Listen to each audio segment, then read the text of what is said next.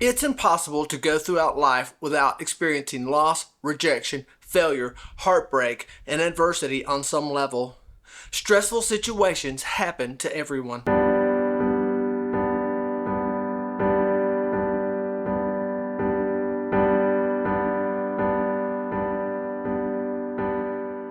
Some things happen suddenly. We're heading in one direction and unexpectedly we get the call that our brother has died in a car crash. One moment we're running for the ball during a soccer match, and in the next we find ourselves lying on a stretcher with a broken C2 vertebrae. Or the person that we thought had feelings for us suddenly goes cold. On the surface, we can understand the hard things of life. Accidents happen, people make mistakes, injuries, loss, and pain are unavoidable facts of life. These are basic tenets we understand. But understanding and acceptance are not the same thing.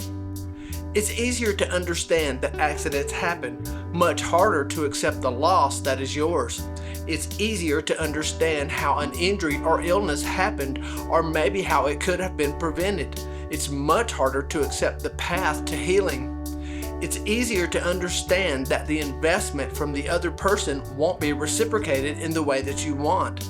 It's much harder to let go of the feelings you have and to not feel stupid for having them in the first place. I've recently been moving through some difficult feelings. While I can finally understand the situation, something that I fought for quite some time, it wasn't until the last week or so that I realized I was struggling with the acceptance of it.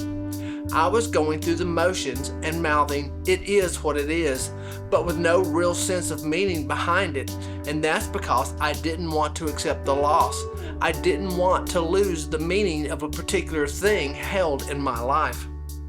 When we experience loss in our lives on any levels, big or small, from our interpersonal relationships to the relationships we have with our jobs or identity, we also lose the associated meaning that the thing or person represented, and to lose that meaning is to lose a part of ourselves. The emptiness we all feel when we lose something is a lack of meaning and identity.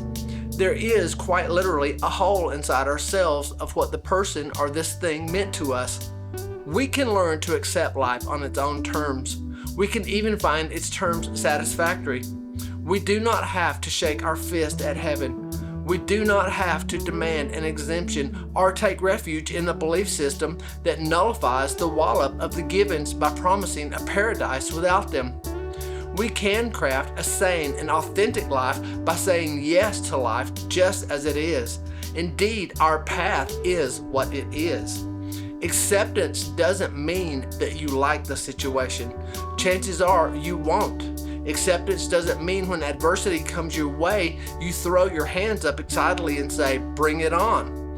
Because the reality is your first impetus will be to tell it to go somewhere else or reject it altogether. Acceptance is simply an acknowledgement of what is. Rather than fighting against and forcing to change, acceptance is a softening around. Whatever the situation or feeling you have around it, it simply is what it is at this moment. Only when you can acknowledge what is can you move beyond what's happening right now and begin to create the path forward.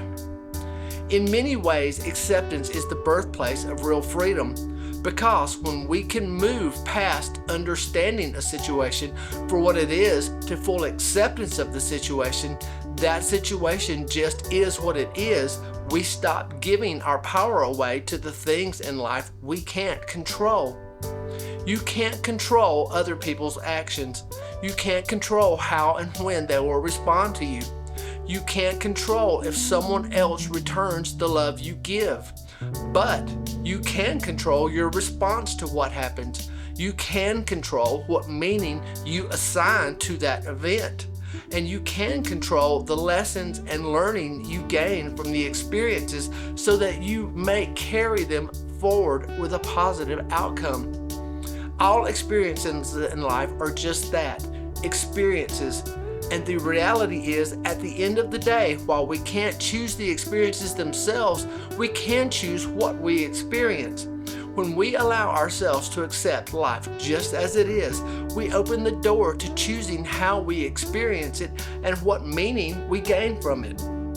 The word sati means mindfulness or awareness without judgment.